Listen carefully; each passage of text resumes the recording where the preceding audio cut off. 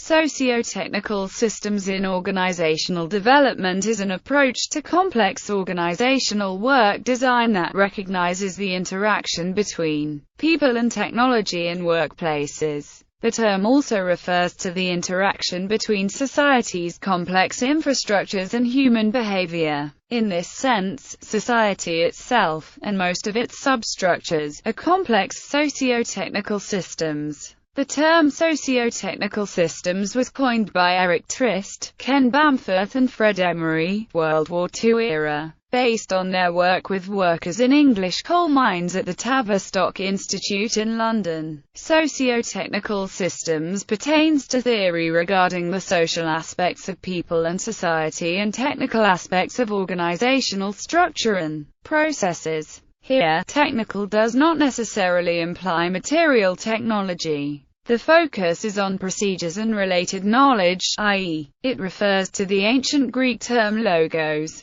Technical is a term used to refer to structure and a broader sense of technicalities. Socio-technical refers to the interrelatedness of social and technical aspects of an organization or the society as a whole. Socio-technical theory, therefore, is about joint optimization, with a shared emphasis on achievement of both excellence in technical performance and quality in people's work lives. Socio-technical theory, as distinct from socio-technical systems, proposes a number of different ways of achieving joint optimization. They are usually based on designing different kinds of organization, ones in which the relationships between socio and technical elements lead to the emergence of productivity and well-being. Overview. Socio-technical refers to the interrelatedness of social and technical aspects of an organization. Socio-technical theory is founded on two main principles. One is that the interaction of social and technical factors creates the conditions for successful organizational performance. This interaction consists partly of linear, cause and effect, relationships and partly from nonlinear, complex, even unpredictable relationships. Whether designed or not, both types of interaction occur when socio and technical elements are put to work.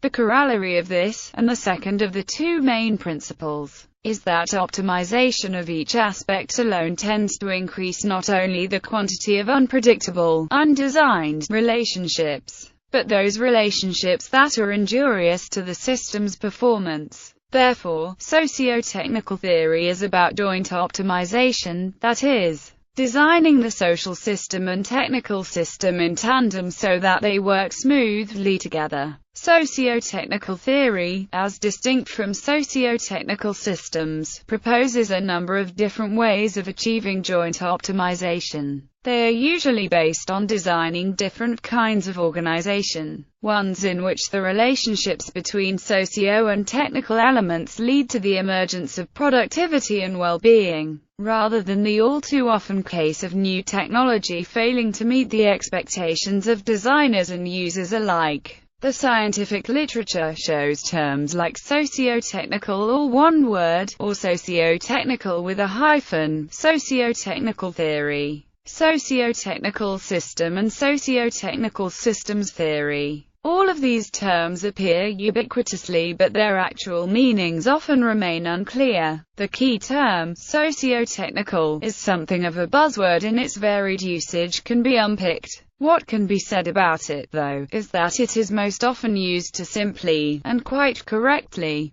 describe any kind of organization that is composed of people and technology. But, predictably, there is more to it than that. Principles. Some of the central principles of socio-technical theory were elaborated in a seminal paper by Eric Trist and Ken Bamforth in 1951. This is an interesting case study which, like most of the work in socio-technical theory, is focused on a form of production system, expressive of the era and the contemporary technological systems it contained. The study was based on the paradoxical observation that despite improved technology, productivity was falling, and that despite better pay and amenities, absenteeism was increasing. This particular rational organization had become irrational. The cause of the problem was hypothesized to be the adoption of a new form of production technology which had created the need for a bureaucratic form of organization. In this specific example, technology brought with it a retrograde step in organizational design terms. The analysis that followed introduced the terms socio and technical, and elaborated on many of the core principles that socio-technical theory subsequently became. Responsible autonomy. Socio-technical theory was pioneering for its shift in emphasis, a shift towards considering teams or groups as the primary unit of analysis and not the individual. Socio-technical theory pays particular attention to internal supervision and leadership at the level of the group, and refers to it as responsible autonomy. The overriding point seems to be that having the simple ability of individual team members being able to perform their function is not the only predictor of group effectiveness. There are a range of issues in team cohesion research, for example, that are answered by having the regulation and leadership internal to a group or team. These, and other factors, play an integral and parallel role in ensuring successful teamwork, which socio-technical theory exploits. The idea of semi-autonomous groups conveys a number of further advantages. Not least among these, especially in hazardous environments, is the often felt need on the part of people in the organization for a role in a small primary group. It is argued that such a need arises in cases where the means for effective communication are often somewhat limited. As Carvalho states, this is because operators use verbal exchanges to produce continuous, redundant and recursive interactions to successfully construct and maintain individual and mutual awareness. The immediacy and proximity of trusted team members makes it possible for this to occur. The coevolution of technology and organizations brings with it an expanding array of new possibilities for novel interaction. Responsible autonomy could become more distributed along with the team themselves. The key to responsible autonomy seems to be to design an organization possessing the characteristics of small groups whilst preventing the silo thinking and stovepipe neologisms of contemporary management theory. In order to preserve intact the loyalties on which the small group depend, the system as a whole needs to contain its bad in a way that does not destroy its good. In practice, this requires groups to be responsible for their own internal regulation and supervision, with the primary task of relating the group to the wider system falling explicitly to a group leader. This principle, therefore, describes a strategy for removing more traditional command hierarchies. Adaptability. Carvajal states that the rate at which uncertainty overwhelms an organization is related more to its internal structure than to the amount of environmental uncertainty. Sitter in 1997 offered two solutions for organizations confronted, like the military, with an environment of increased complexity. The first option is to restore the fit with the external complexity by an increasing internal complexity. This usually means the creation of more staff functions or the enlargement of staff functions or the investment in vertical information systems. Vertical information systems are often confused for network-enabled capability systems, but an important distinction needs to be made, which Sitter et al. Propose as their second option. The organization tries to deal with the external complexity by reducing the internal control and coordination needs. This option might be called the strategy of simple organizations and complex jobs. This all contributes to a number of unique advantages. Firstly is the issue of human redundancy, in which groups of this kind were free to set their own targets, so that aspiration levels with respect to production could be adjusted to the age and stamina of the individuals concerned. Human redundancy speaks towards the flexibility, ubiquity and pervasiveness of resources within NEC. The second issue is that of complexity. Complexity lies at the heart of many organizational contexts. Tristan Bamforth could have been writing about these with the following passage: a very large variety of unfavorable and changing environmental conditions is encountered, many of which are impossible to predict.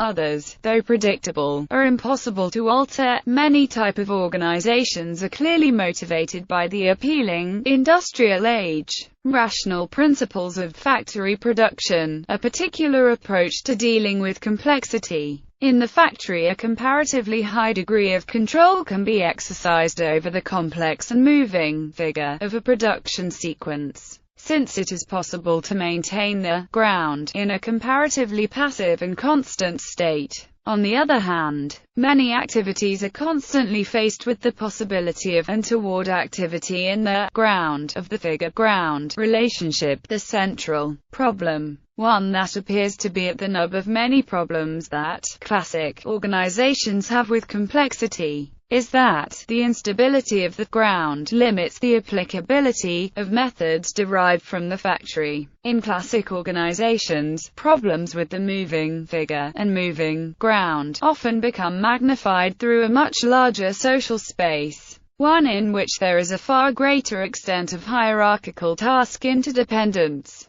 For this reason, the semi-autonomous group, and its ability to make a much more fine-grained response to the ground situation, can be regarded as agile, added to which, local problems that do arise need not propagate throughout the entire system because a complex organization doing simple tasks has been replaced by a simpler organization doing more complex tasks. The agility and internal regulation of the group allows problems to be solved locally without propagation through a larger social space, thus increasing tempo. Halt tasks. Another concept in socio-technical theory is the halt task. A halt task has the advantage of placing responsibility for the task squarely on the shoulders of a single, small, face-to-face group which experiences the entire cycle of operations within the compass of its membership. The socio-technical embodiment of this principle is the notion of minimal critical specification. This principle states that, while it may be necessary to be quite precise about what has to be done, it is rarely necessary to be precise about how it is done. This is no more illustrated by the antithetical example of working to rule, and the virtual collapse of any system that is subject to the intentional withdrawal of human adaptation to situations and contexts. The key factor in minimally critically specifying tasks is the responsible autonomy of the group to decide, based on local conditions, how best to undertake the task in a flexible, adaptive manner. This principle is isomorphic with ideas like effects-based operations. Ebo asks the question of what goal is it that we want to achieve, what objective is it that we need to reach, rather than what tasks have to be undertaken, when and how. The Ebo concept enables the managers to manipulate and decompose high-level effects. They must then assign lesser effects as objectives for subordinates to achieve.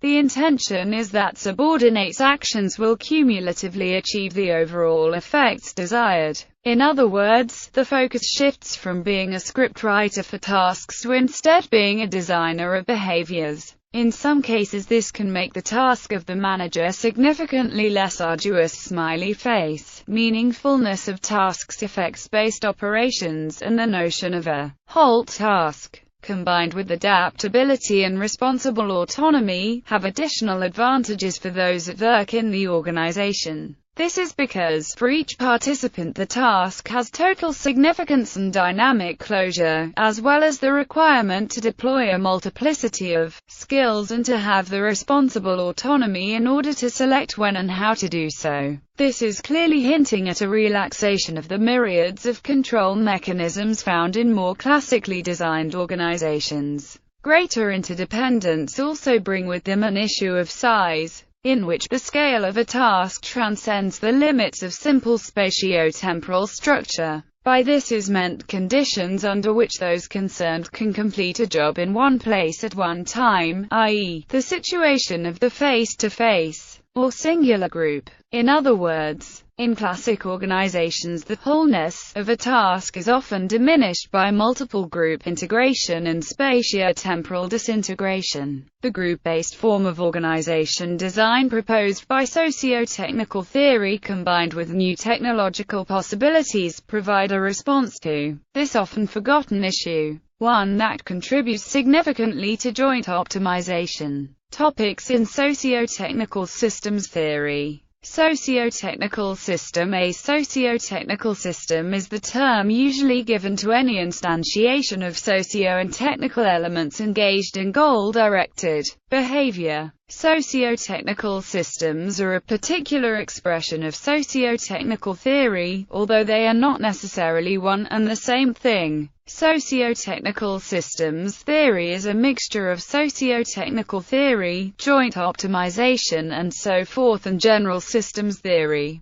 The term socio-technical system recognizes that organizations have boundaries and that transactions occur within the system and between the wider context and dynamics of the environment. It is an extension of socio-technical theory which provides a richer descriptive and conceptual language for describing, analyzing and designing organizations. A socio-technical system, therefore, often describes a thing. Autonomous work teams. Autonomous work teams, also called self-managed teams, are an alternative to traditional assembly line methods. Rather than having a large number of employees each do a small operation to assemble a product, the employees are organized into small teams, each of which is responsible for assembling an entire product. These teams are self-managed, and are independent of one another. Job enrichment. Job enrichment in organizational development, human resources management, and organizational behavior, is the process of giving the employee a wider and higher level scope of responsibility with increased decision-making authority. This is the opposite of job enlargement, which simply would not involve greater authority.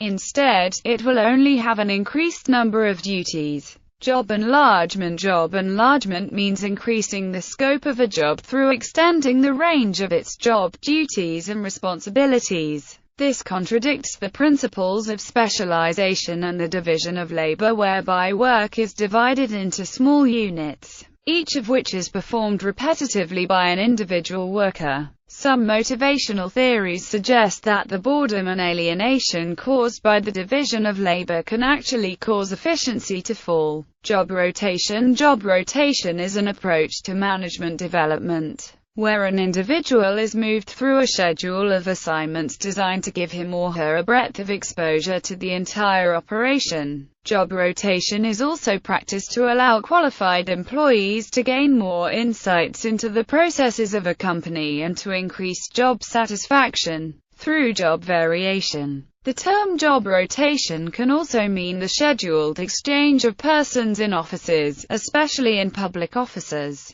prior to the end of incumbency or the legislative period. This has been practiced by the German Green Party for some time but has been discontinued. Motivation. Motivation in psychology refers to the initiation, direction, intensity and persistence of behavior. Motivation is a temporal and dynamic state that should not be confused with personality or emotion. Motivation is having the desire and willingness to do something. A motivated person can be reaching for a long-term goal such as becoming a professional writer, or a more short-term goal like learning how to spell a particular word. Personality invariably refers to more or less permanent characteristics of an individual's state of being, as opposed to motivation. Emotion refers to temporal states that do not immediately link to behavior. Process improvement. Process improvement in organizational development is a series of actions taken to identify, analyze and improve existing processes within an organization to meet new goals and objectives. These actions often follow a specific methodology or strategy to create successful results. Task analysis. Task analysis is the analysis of how a task is accomplished, including a detailed description of both manual and mental activities. task and element durations, task frequency, task allocation, task complexity, environmental conditions, necessary clothing and equipment, and any other unique factors involved in or required for one or more people to perform a given task.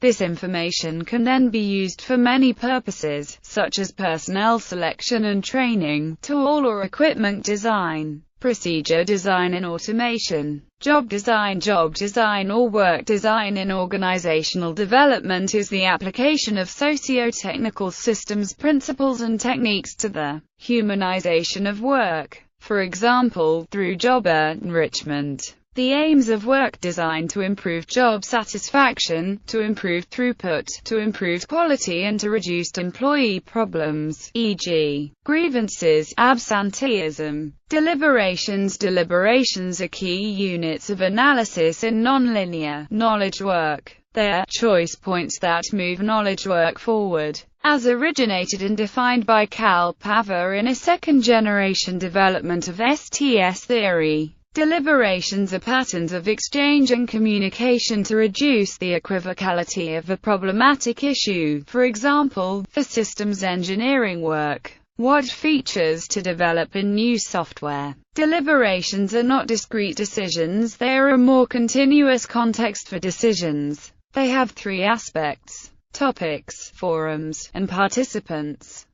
A term used to refer to structure and a broader sense of technicalities. Socio-technical refers to the interrelatedness of social and technical aspects of an organization or the society as a whole. Socio-technical theory therefore is about joint optimization, with a shared emphasis on achievement of both excellence in technical performance and quality in people's work lives. Socio-technical theory, as distinct from socio-technical systems, proposes a number of different ways of and Fred Emery, World War II era, based on their work with workers in English coal mines at the Tavistock Institute in London. Socio-technical systems pertains to theory regarding the social aspects of people and society and technical aspects of organizational structure and processes. Here, technical does not necessarily imply material technology. The focus is on procedures and related knowledge, i.e., it refers to the ancient Greek term logos.